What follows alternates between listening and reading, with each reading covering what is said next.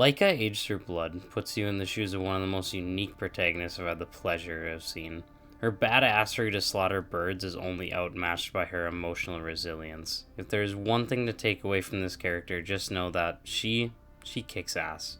But what makes this coyote so abnormally badass? Let me give you a few examples.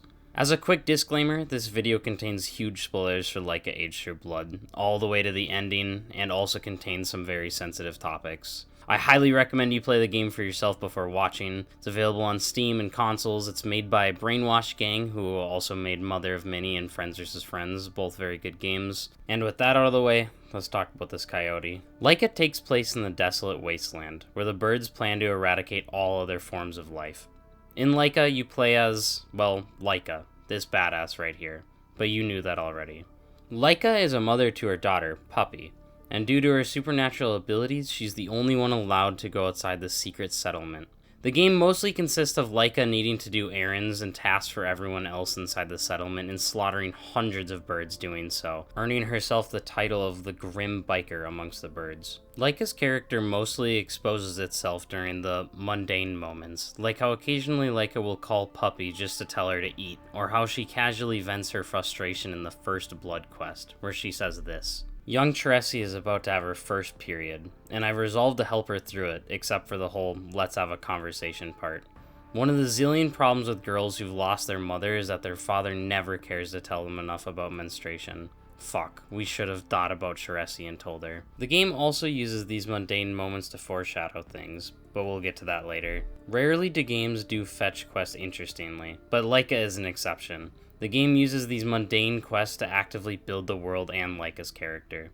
She partially blames herself for not telling Teresi, assuming the burden of others because of the responsibility placed on her. This is further reinforced by her mother, Maya, who is pressuring Puppy to grow up quickly, where Laika would prefer her daughter to have the normal childhood that she could never have. And in addition, she pushes Laika to continue the war with the birds.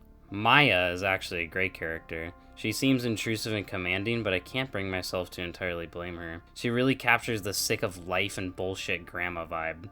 Either way, she serves a reminder of the bitter reality of the wasteland and shows what Laika could potentially become if she lets her emotions overcome her. However, throughout all this and the many deaths around her, Laika is devoted to protecting and mothering Puppy, which is why when Puppy mysteriously disappears, we get one of the most intense scenes I've ever seen in a game: a mother's rage.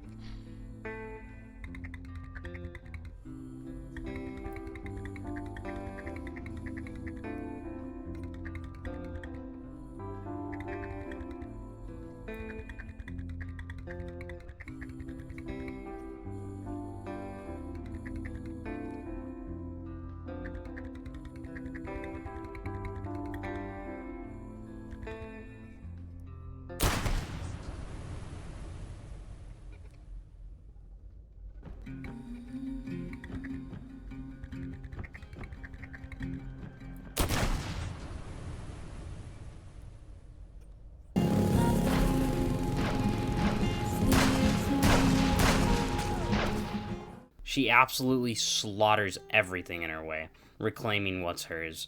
Now, this may seem like normal mother stuff, so why am I making a big deal out of it? Well, I'm just going to show you a screenshot from the wiki. Ready? She has lost 8 children. 8.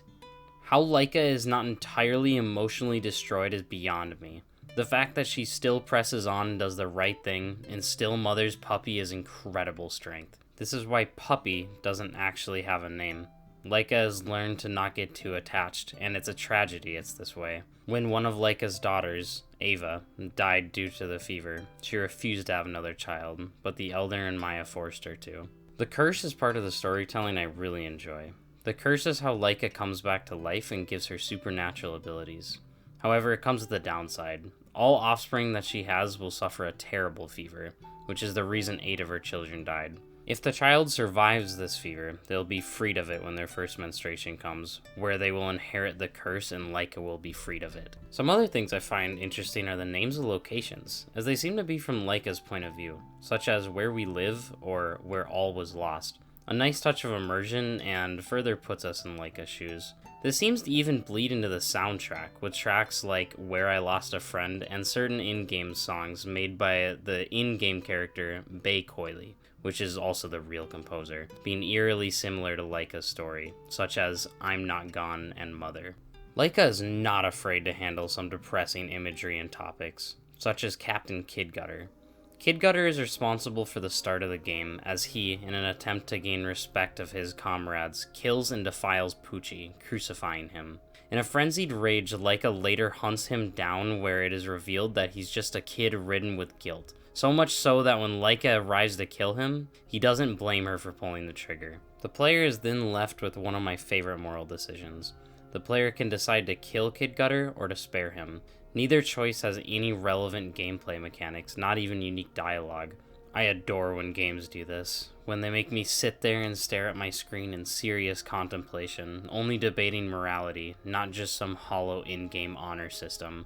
There's also a scene that haunts me to this day. When Laika goes to destroy the big tree, Orella is mortified at taking part in its destruction. She takes part in destroying a piece of art, and she kills herself because of it. I remember this scene taking me by surprise in my first playthrough. The rawness of it tears at my heart. The way Laika handles it is once again incredible.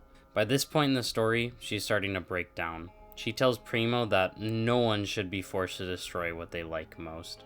Laika takes responsibility for her death. She also tells the Elder to shove it, and that she's sick of being a pawn. Laika is a part of a small handful of games that have almost brought me to tears. The game leaks emotional themes and handles topics I'd never thought I'd care about. If anything, Laika is a reminder that things always get better, even if they don't always end that way. A game about when to let go and when to carry on, and none of it would matter if this badass coyote wasn't in the middle of it.